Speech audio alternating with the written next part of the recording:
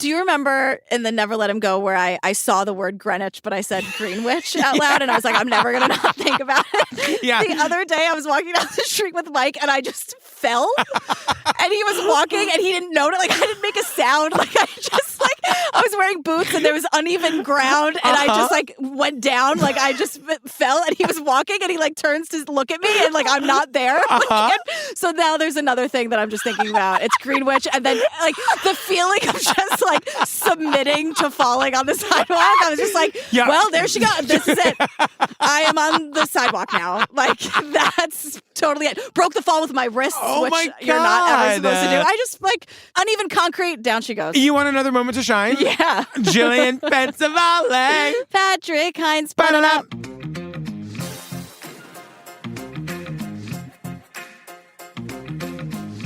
Fam, before we get into the episode, look, we got a lot. We spoke too soon at the end of the episode last week when we said there were no updates in the Piketon family murders case. So we got a lot of very nice emails and messages from some of you saying that, no, there are updates. So I looked it up. So here's where we are. December 2022, a jury convicted George Billy Wagner for the murders of all 8 victims. He was also convicted of conspiracy and tampering with evidence. Jake, the younger one who was the dad of the Where young it was like child. the custody battle situation. Yep. He struck a plea deal and agreed to life in prison without parole. And Angela Wagner pleaded guilty to a role in helping plan the killings in exchange for a 30-year sentence. Oh my. So those are the updates in the case. Wow. I know. Oh my, that story is unbelievable. It really is. 8 people, 4 different murder scenes. All like on the property. I know. That's like definitely a case that'll stick with you. That is terrifying. And thank you for reaching out to us nicely to let us know. They were like, girl, you guys are usually good about knowing these things. Hey, Ohio. There are so many of you in the inbox. I know. Hey, girl. And Steve is from Ohio, and he's like, of course they're nice. They're from Ohio. People from Ohio are nice. Yeah. Well, sorry about that. I don't know how that one got by us, but here we are. I know. We were both pretty confident that there were no updates. We were wrong. You know what I think I did? Corrected. Stupidly. I put the year 2023 in the search. Oh. You know, because that doc came out like a couple of years ago. Yeah. I should have just dumb. It's okay. You know what? You are forgiven. People make mistakes. We're going to move on. We're going to move on. Okay, let's move on. Tell them what we're talking about today. Joshy Manx is here. We are doing Dateline Dead of Night, Season 29, Episode 5. It was the dead of night, and she ran as fast as she could. Frightened, panicked. Wearing next to nothing, she climbed over the iron gate, pounded on the door, and begged for help. Who was this woman? What or who was she running from? And would she make it out alive? Oh, fam, we open in Monrovia, California. We're told it's a quaint, family-friendly city nestled in the foothills of the rugged San Gabriel Mountains, one of the many suburbs of Los Angeles. Yeah. Unfortunately, we start with a story about a woman running through the streets. She does not have a lot of clothes on. She's knocking on doors. She's begging for help. It is sad and terrifying. Imagine, like, you're fighting for your life that you're like, I don't even care that I'm not wearing clothes. Like, that's how desperate you are for help. It's so sad. We are going to learn, like, I'm going to say it now because it was so horrifying to learn this. The man who is abusing these women keeps them naked. Yeah. So that when he beats them, they won't go outside. So that, like, they don't do this. Can you imagine? Evil is the only word. Evil. Well, we learned that this Monrovia, California place was the ideal landing spot for 31-year-old LaJoya McCoy. And we learned that she worked very hard to get to where she is in her life. Yeah, she was raised by a single mom. She was the first one in her family to go to college. Yeah. We're here with her aunt and uncle, David and Alicia. I got to talk about these two for a second. I need a minute. Sure. Aunt Alicia seems amazing. Yes. Uncle David, he is the biological uncle. Okay. And he just seems like the kind of guy who everyone counts on. He's the dependable one. He'll drop anything for anybody. Mm-hmm. We're going to meet LaJoya's sister, Brianna. We meet so many people, and this seems like an amazing family. Yes. We don't get that often, where everybody's awesome. Yeah. And it helps that LaJoya was also awesome. Correct. Right? Because she just surrounded herself with like-minded, awesome people. Yes. Is that a phrase? Yeah. So LaJoya, like, she always had her eye on the prize. She knew what she wanted, and education was her very top thing. For LaJoya, education was a gift to share with others, like her younger sister, Brianna. Growing up poor, although it didn't feel like it sometimes, she just wanted better for herself and for the rest of us. Brianna also says, we grew up poor, but we didn't always feel like it. And that is my experience too. Like, well, I said in the last episode, we used to have nuns bring us food sometimes because we were so poor. Yeah. The nuns once brought us a washer and dryer. That's how poor we were. The nuns used to go to my mom's house and drink with her father. My mom, different story. Sister Mary Clarence, get in here. We're having a cocktail. Get in here. I will follow him. Follow him wherever he may go.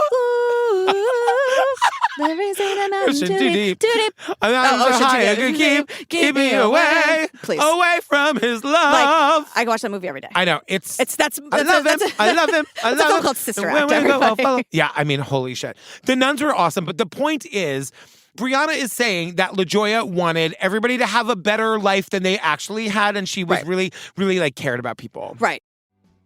So LaJoya moves to California to live with her aunt and uncle, and she meets Jose Turner, who's an aspiring playwright, and things get super serious. They move in together. They have 2 kids, and they were super devoted to their kids, even though the relationship didn't last. So we learned that they were very committed to co-parenting. Yeah, and it seems like as soon as LaJoya gets out of this relationship, she's also very committed to like growing and pursuing her dreams. Yeah. You know what I mean? Like she's got so many things she wants to do. We learned she's got a great job with LA County as an auditor. I don't know what do auditors do? They make sure all the money's right. Oh. Like if you're like audited by the she's like she's like a mean auditor lady. No, LaJoya's probably like, girl, we got to figure some stuff out. Right. The only auditors I can ever tell you about are the ones that try to audit Blanche Devereaux. And Yes. I'm sure you know there are what I other mean? types of auditors if you're working for the LA County, but it's just like an accounting of making sure everything's on the up and up. I believe. Great. I could be wrong. Yeah. She also had her own boutique. She was selling clothes. She was developing a smartphone app. Enough, LaJoya. I get it. You're good at everything. What she wanted to do was definitely be her own boss, to spend more time with her kids. She just wanted them to have like the best life. She was learning the piano. To baby. She was also teaching what she learned to her kids. She was learning the piano, and then when she would learn, she was like, okay, I've mastered this, then she would teach her kids the piano. And I've thought of something, you know that meme that's like, you have the same hours in the day as Beyonce, right? Like, I see what you're saying. They used to say that about Lynn. I'm like, enough. Right. Yeah, however, like Beyonce I've seen has Lynn show up drunk to a panel or 2 at Broadway Con. All right? The guy's not perfect. But what I'm saying is, Beyonce has a team of people. She has like $500 million. Yes. Beyonce's not like running down to Walgreens. No. You know what I mean? She's never going to have a light bulb that doesn't work. But, you know what I mean? Great example, like, GP. you know, when you're just like, oh, shit, the hallway light doesn't work. Oh, I got to run down to Walgreens. That's never Beyonce's life. However, you do have the same number of hours in a day as LaJoya McCoy. Yeah, it's true. So that sort of made me take that meme and go, no, the Beyonce thing, cute. Put it on a mug if you want. I understand it. But like, no, we're talking about people like LaJoya here. I know we've taken a sharp left turn. Do you remember the Oprah Winfrey thing where her and Gail went on the road trip and they were by themselves and Oprah did not know how to pump gas? That's a real thing that happened. Okay. Oh, I'm just saying, that's it. Oprah did not know how to pump gas. Like Mariah Carey not knowing that people actually have to pay for electricity. Tom, can you find that clip of her not knowing what that means? Pay who? Bill who? I know, so bill like a bill. What is that? What do you? Like electricity. Oh, you have to pay for that? Yeah, I don't get it free. In America, we get it free. No, you don't. Yes, we do. You feel like you do, but you don't. Okay, I mean, it's her time of year. Cut her some slack. I understand. You know what I mean? Just like, but you weren't always Mariah Carey. Or is there a level where you get so famous and so successful that like your body, your memory just doesn't know what it's like to not be that way? I think that's where Mariah is. But LaJoya, like she's got that full-time job. She's got the 2 kids. Yeah. She's like owns and operates a clothing boutique and is designing a smartphone app. Oh. And I'm like, she is Beyonce. Like, LaJoya's the new Beyonce. And Joshy Manx is here to bring us all down to earth because he's like, no, Jillian, what's happening is that she's doing great, but she's kind of spreading herself a little thin. Yes, because we learned that like the bottom line is LaJoya's got a lot going on and she's very close with her family. Her mom and her siblings moved to Vegas.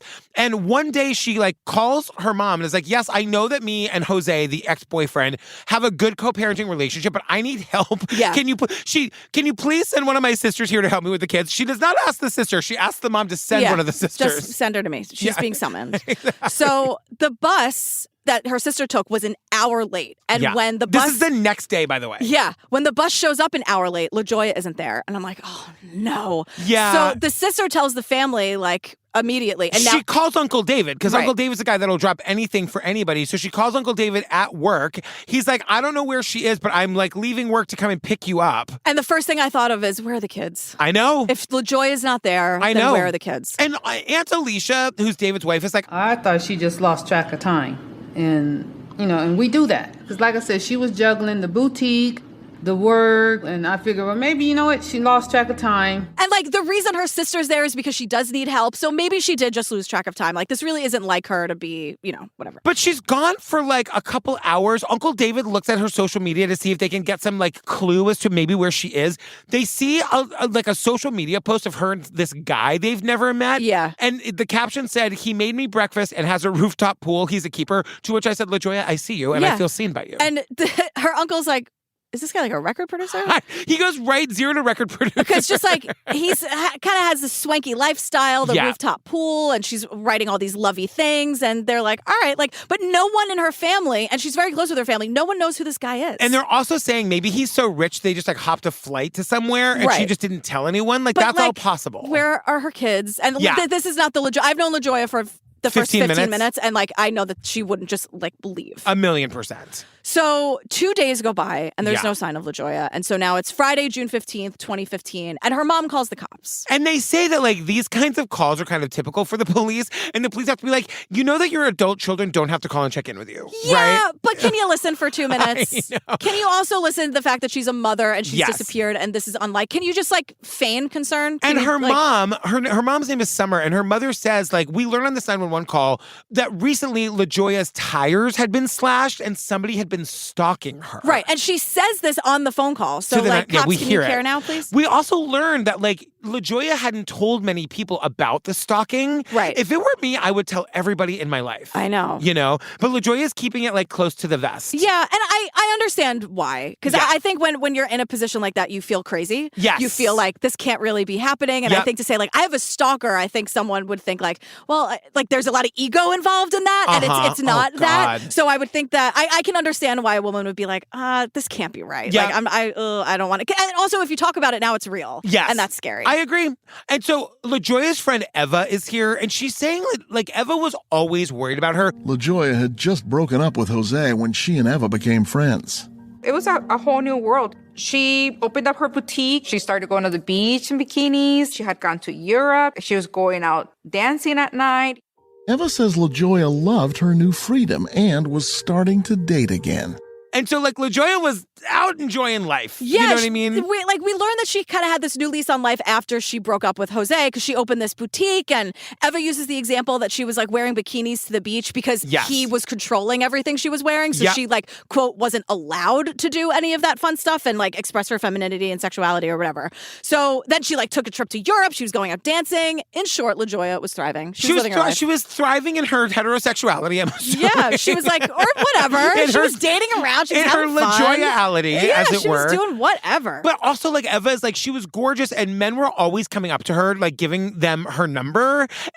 I just can't imagine that as any kind of woman in this world. I feel like men are always shoving their number at you. Is that true?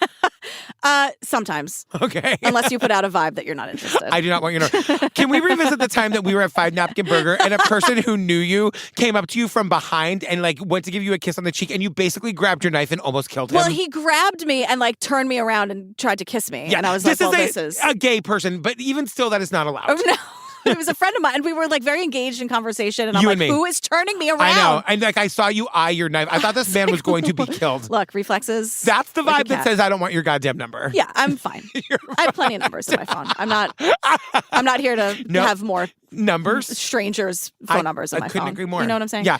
But the point is, Eva is saying LaJoya was like sexy and fun and nice. And any of these men, Eva didn't trust. Right. So we meet Luther, and he's here with us today. Yeah. Luther was friends with LaJoya for a while, and then like they reconnected, you know, like a blast from the past kind of person, right? Then they start dating, and LaJoya was very open about looking for like a real long-term partner. That was her goal here. She was looking for like, you know, marriage, like, you know, a life partner.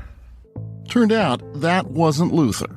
They did remain friends. No. No. I very much wanted to be the life partner. She just did not want that of me. She wanted that of somebody, just not Luther. Yeah. Long story short, we stayed friends. Yeah, totally. Right? So, like, none of her relationships were really sticking, and she was actively looking for the one, and it hadn't happened yet.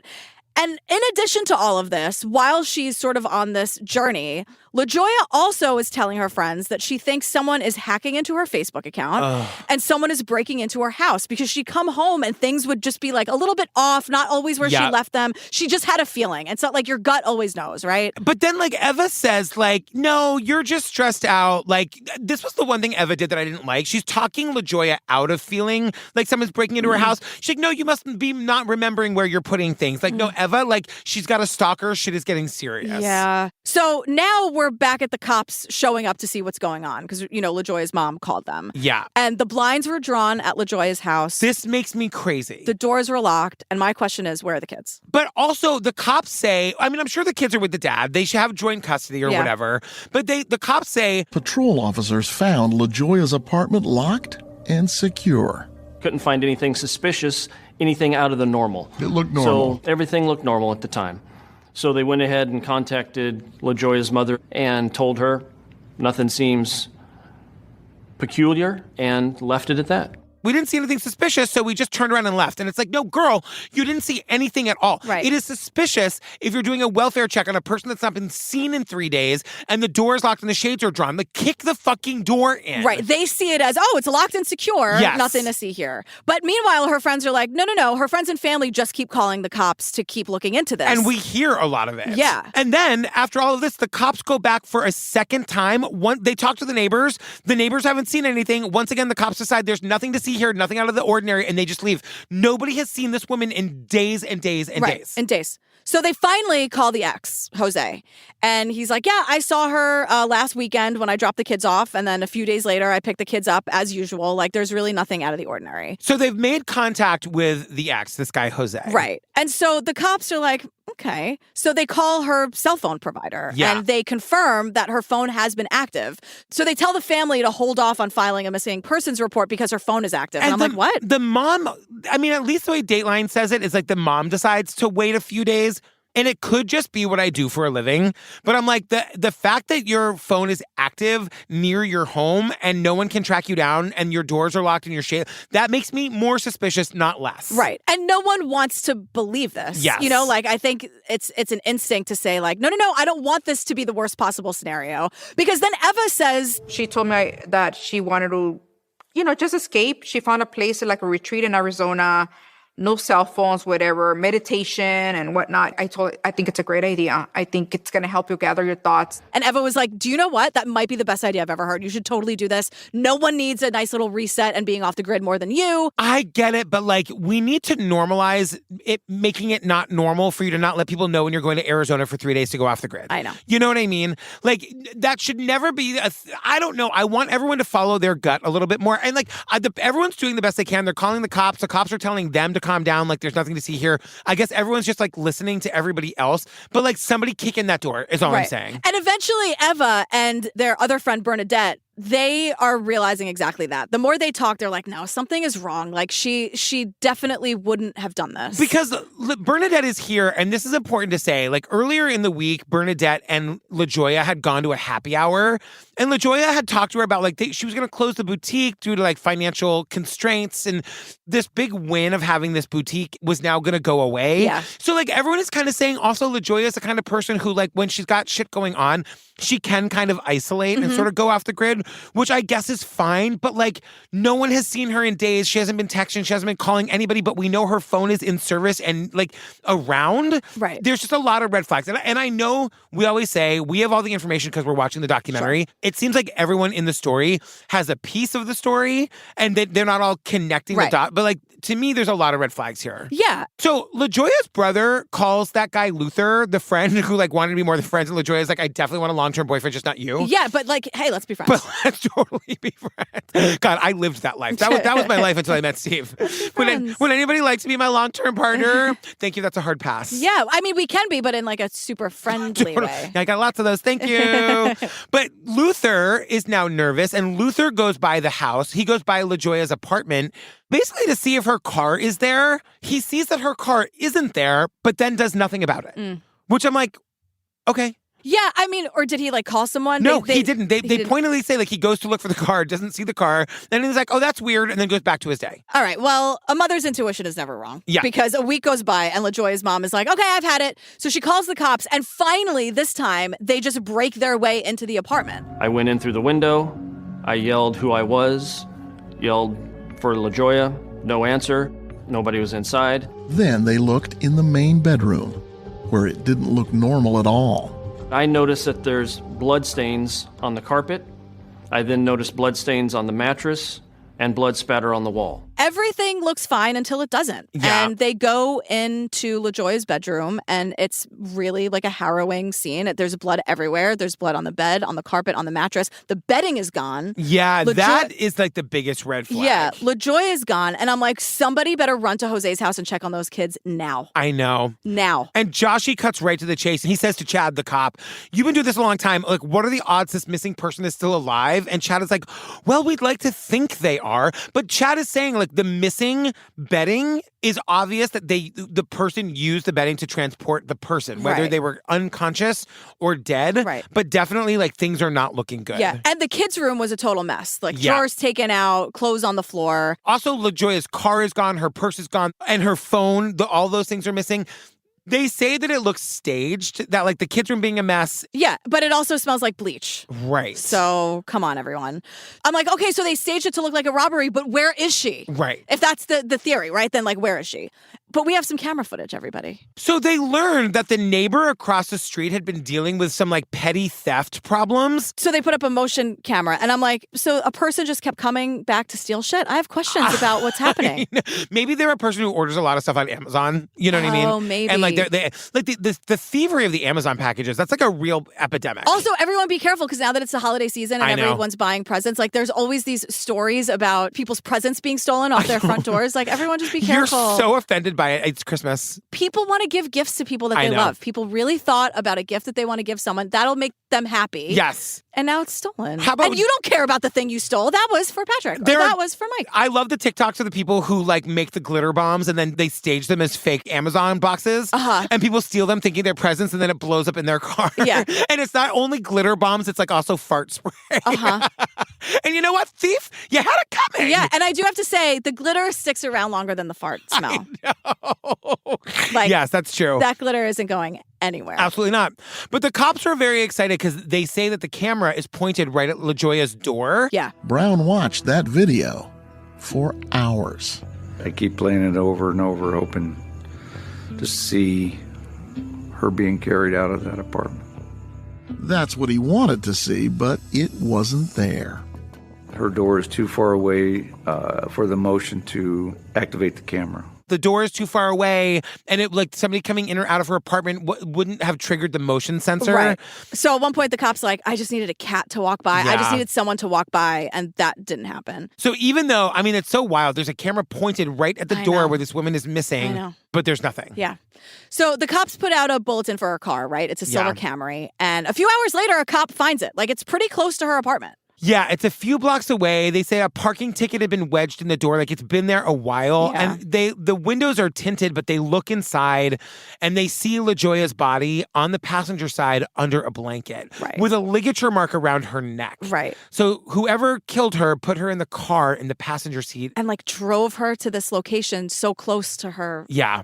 And like whoever put that ticket on the window. I know. I mean, it's a tinted windows. I guess. You know, like you're not yeah. looking that thoroughly, I guess. I guess you're just trying to get your quota. Yeah. Oh. For your ticket. God, it's so Isn't there a awful. quota? Isn't that like a ticket quota? I would have. I that guess just so. in New York? I don't know. You okay? No. No.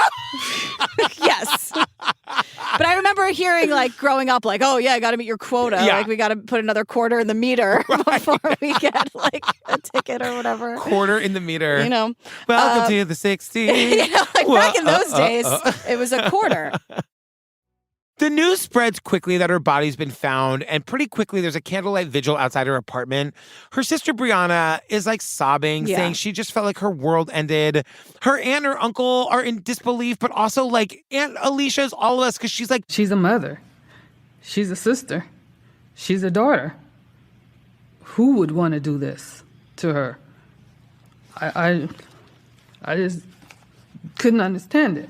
Who would kill this woman like this? Interesting. Let's talk about Jose, the ex. So they had a bad breakup. And what everyone is really telling us is that Jose hated that LaJoya was moving on, hated that she was successful. Like, he would do things just to spite her. So he would, like, just pick the kids up somewhere and not tell her. So then she'd, like, go to pick the kids up at school and they'd be gone. And that is so terrifying. Like, that's cruel. It's very cruel to be using the kids as the pawn to make the other person terrified. It's just fucking crazy. And he's doing what all abusers and manipulators do. Like, he's trying to get her mad to get her attention. Yes. And she's not engaging. And so, like, he wasn't getting success as a playwright, but she was, so he had to ruin her success. Like, this happens all the time. I love Bernadette being like, he was jealous, she was going places. He was an aspiring actor who wasn't getting many offers. No, not a lot of offers. No. So here's another thing, though. The day after LaJoya went missing, like, didn't meet her sister at the bus after it was an hour late,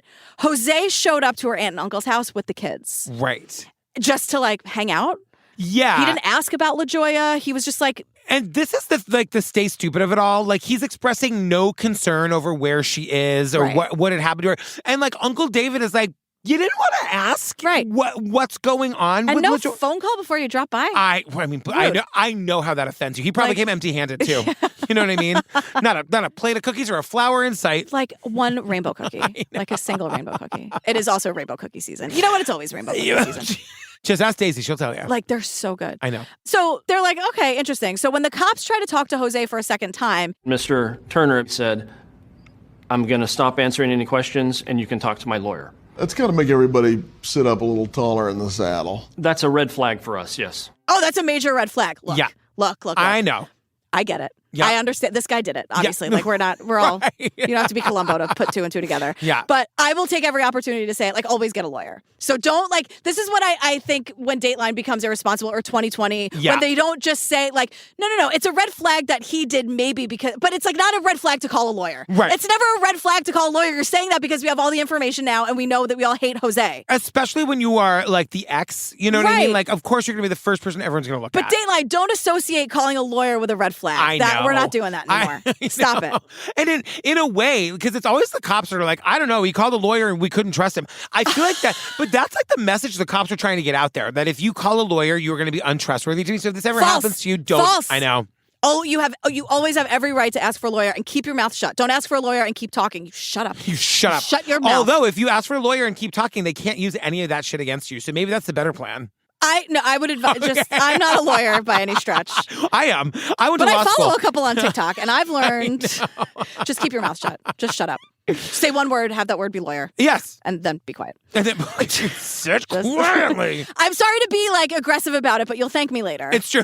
But also, unless you did it, and then fuck stay you. Stupid, right? And then fuck you. Yeah. So there's this woman, Tammy Devine, and she knows both Jose and LaJoya. I just wanted to say, like, at this point in the episode, I wasn't convinced that Jose had done it because there's other people around. That's true. And they're like, you know, even the cops were like, we weren't just like zeroing in just on Jose. Like, everyone at this point is a suspect. Right. To which I said, if this guy didn't do it, we just talked a lot of shit about him. Bernadette unleashed about what a shitty actor he is. I was kind of like, if this guy didn't do it, Bernadette owes him an apology. It was Bernadette being like, her saying that. I'm like, oh, okay, Jose did it. Right. For sure. Yeah. Because everyone else was like, you know, Luther wanted to be friends. Like, okay, like, whatever. But I'm also like, when we see Luther next, his background is blurry. And I was like, Luther, are you coming to us from prison? I can't tell. So the tips start coming in because this is all over the news and everyone is seeing it. One of the tips is from a local chiropractor who had seen a news report who said he'd met LaJoya and a friend at a restaurant the week prior. Remember I said that Bernadette and LaJoya had been out to happy hour? Yes. This is the happy hour. Right. Detectives reviewed the restaurant's security cameras, and there was the chiropractor. LaJoya and her friend leave a couple of minutes later. Doesn't look like anybody's following her, and she doesn't look like she's having trouble with anybody on her way out of the restaurant or way to the car. Correct. So whatever happened doesn't happen there. Correct. This chiropractor is going to be one of the last people to see her alive. Right. And they say that, like, that definitely makes him a suspect for a minute, but then LaJoya and Bernadette are seen leaving the restaurant. No one's following them. They don't have any trouble in the parking lot. So it seems like this guy is just a concerned citizen. Yes. But it was rare these days. Very rare. And it's also, this always spooks me when you see the surveillance video of the person who's about to be, like, murdered and they have no idea. They're just like, she just, like, had a nice time, a couple Cosmos with her friend. Oh, and, my like, God. Just sort of venting about stuff and just talking about her life. Yeah. And it's like. And you see her walking out and you're like, oh my, like, I know. Oh my God. I know. So yeah, next the police get her journals. Yeah. And so they're reading about her relationships, past, present, future. And she was really excited about the guy she posted about on Instagram, the breakfast rooftop guy. A rooftop pool in LA, you can't beat it. Yeah. So let's talk about Luther Walls again, because they used to date, now they're just friends. And Joshy's like, usually when guys say that, it means that, like, she just wanted to be friends. And the cop's like, yeah, that's exactly what we thought too. Exactly. And so she was texting him the night she went missing, and this person was the last person to speak to her. Yes. So they're like, let's talk to Luther. Because he also owned a boutique. Yep. And, like, maybe they had that in common. So the cops go to question him. Especially, like, if he wanted more out of the relationship than she did, like, they have to look at him. Right. He was also the one that, like, drove by the apartment and looking for the car, didn't see it, but then didn't tell anybody that he hadn't seen it. And Chad's like, Joshy, I gotta say, I got good vibes from the guy. I know. I liked him. Yeah. Green Chad's flags as far as the eye can see. Green flags. Right? It's like, I just don't think he was lying. Luther had kept the texts he'd received from LaJoya, and he shared them with Detective Brown. You get a good vibe off Luther. I did. You know, doing this job for a long time, you can tell generally when someone's lying. And he didn't seem to be lying. Not at all. His phone proves that he wasn't at the scene. And more importantly, he's able to give the cops some sort of, like, context as to what LaJoya was going through in the days before her murder. So, like, he's saying that, like, he'd also heard the stories about her being stalked in the days before she vanished, and he knew it was Jose Turner, the ex. Because she said to him, if something happens to me, Jose did it. And, like, she told Luther he was very controlling, very abusive. She tells Luther she thought that Jose had a locksmith make a key to her apartment when she wasn't there. That's why, like, she thought she was being broken into when she wasn't home. Aren't there codes of ethics with locksmiths? Don't you have to prove that you fucking live there? But maybe because they did live together, so he probably could prove it. God, that is so scary. I know. The detective says, it seems to them now that she knew she was in trouble, but she just started telling people too late. Yeah. Like, remember, she was kind of not telling a lot of people about this for whatever reason. And, like, she's in imminent danger and just doesn't know it. Yeah. And right on cue, this train is never late, Jose inserts himself into the story. He calls the cops. Yeah. And he's like, I need to get into LaJoya's apartment because I need to get stuff for the kids. And the cops are like, oh, yeah, absolutely. One thing first, we need to ask you about LaJoya first, and then we'll let you in. And remember, he was one who lawyered up. So, like, he wants, like, do you think he's just trying to insert himself into the story, or do you think he actually wants the games and clothes for the kids? Well, because the thing is, I guess now that it's a crime scene, he can't just, like, let himself. I'm sure the lawyer was like, sweetheart, you can't just, like, saunter into her apartment. So, yeah, I mean, I guess I'm sure he didn't come prepared for the kids. I'm sure he doesn't know what they need. You know what I mean? Like, 100%. I'm sure he just needed to get, like, assuming that LaJoya. I don't know. Right. Because this is a really dumb idea, which I love. Yeah. At this point. But yeah, I can't really make sense of it. No. And so the detective Chad is like, great, how about I meet you at the apartment at 1:30? And Joshy Manx thinks this is a really good idea. And Chad's like, I know. I did that on purpose, that location, so that he would be uncomfortable. And so they met at the scene of the crime. So when you meet him there, how does he seem?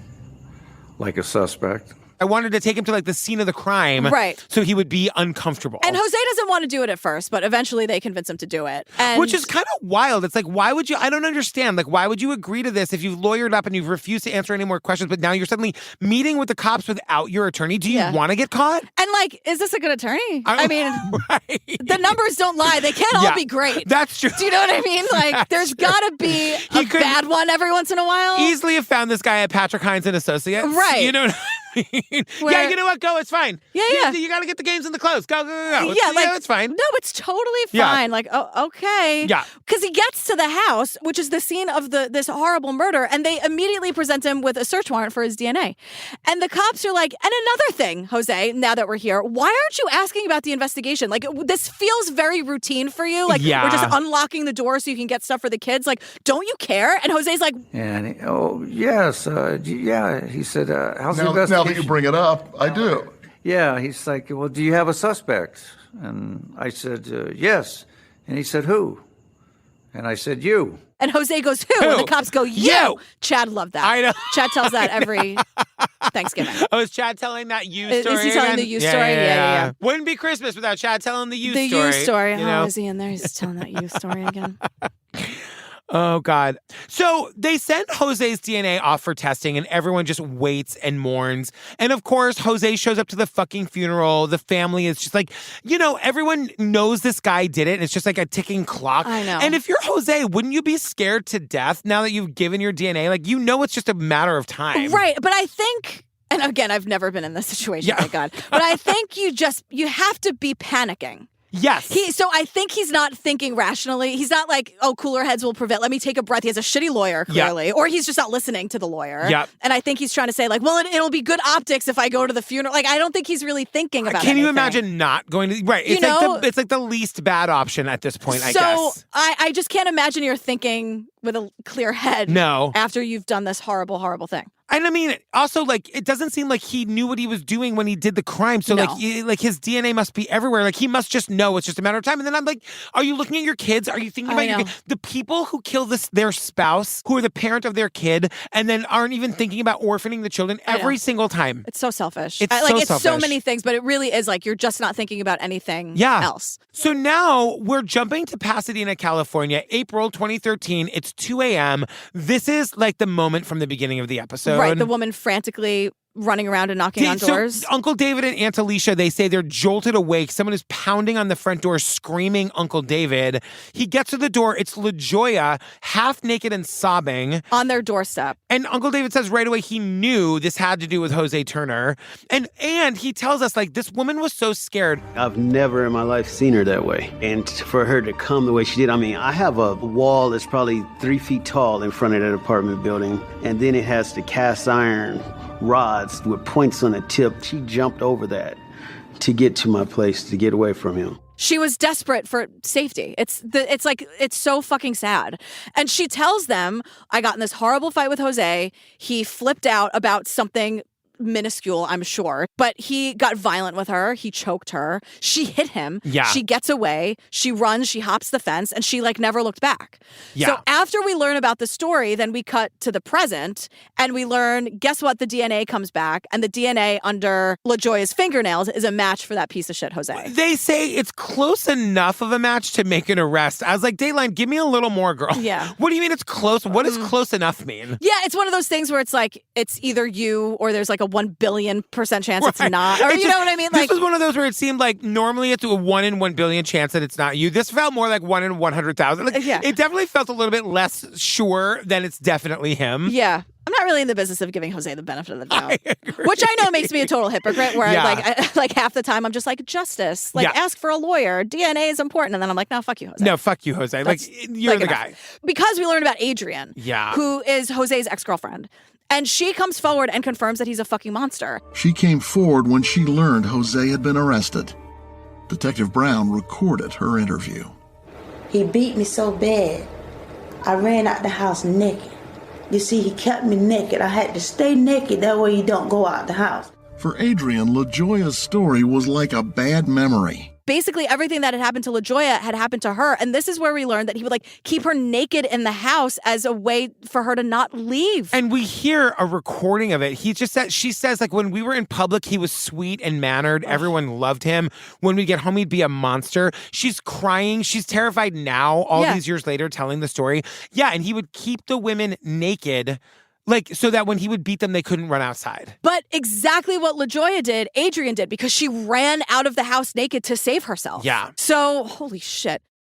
So it's 2017 and he goes to trial. Yep. And there, in evidence, is a note written by, it's like handwritten document written by LaJoya. And it's blood soaked because they found it in her car. Documenting Jose's stalking. Like she really was doing everything, quote unquote, right that you do when your gut is screaming at you that you're unsafe.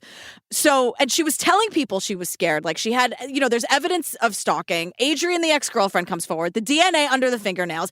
Everything missing from her place was found in Jose's car. Because remember, she was like, there's stuff missing in my house. I think someone's in there stealing my shit. It was all on Jose's person. There's also this green notebook in Jose's handwriting. It says, I'll have great pleasure tearing her apart. And Jose's like, excuse me, I'm a playwright. That's like, that's a work of fiction. It's just my God. Like, fuck off. Fuck off, Jose. Like, whatever, dude. And it goes to the jury. After just 8 hours of deliberation, they found Jose Turner guilty of first-degree murder. His sentence? 26 years to life. Guilty of first-degree murder, he gets 26 to life. I had 2 hours in my notes. Wishful thinking. If you had been on that jury, that's all I would have taken. You would have fucking nailed this guy. Henry Fonda over here.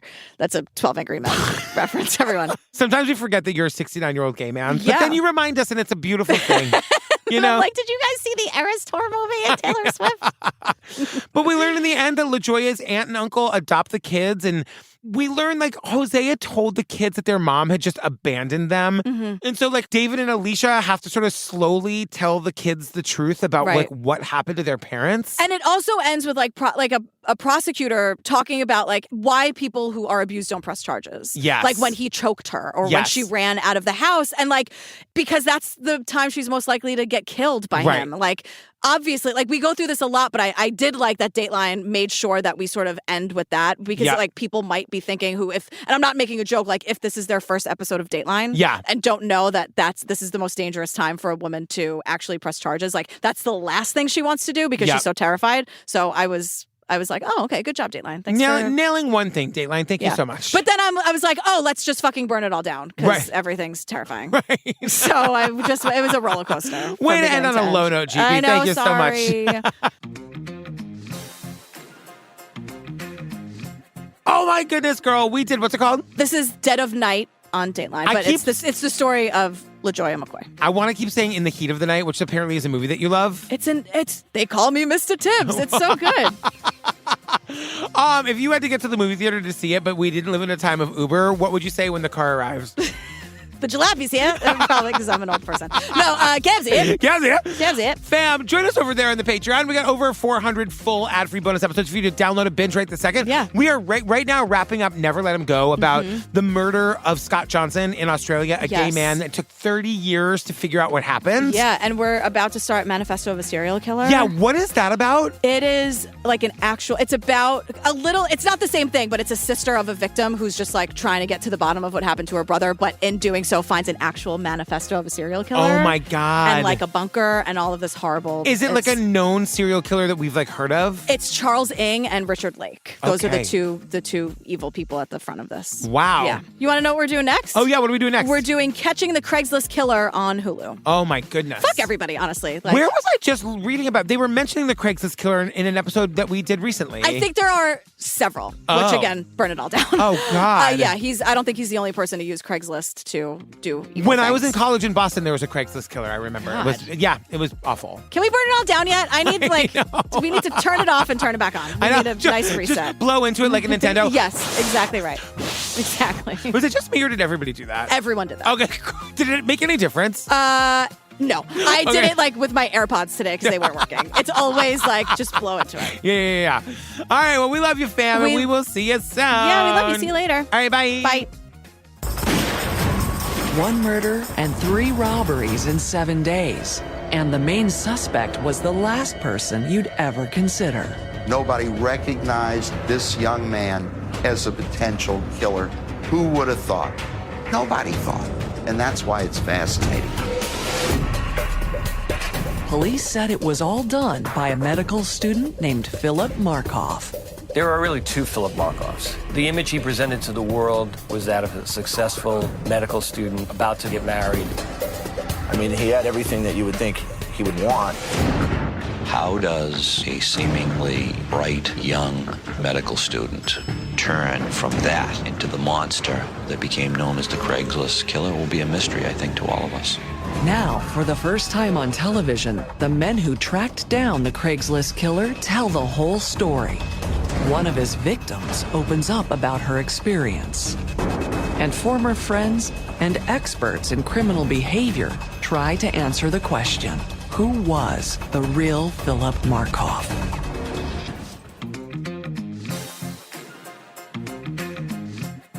Oh my God. Oh my God. Oh my God. Oh, what? That cop, Chad, climbs in through the window. Kicks in the window. Yeah, I know. And I'm like, you should have done this a week ago. Yeah, you should have done this a week ago. I was also like imagining the scene of him climbing in through the window and how ridiculous that must have looked. Do you know what I mean?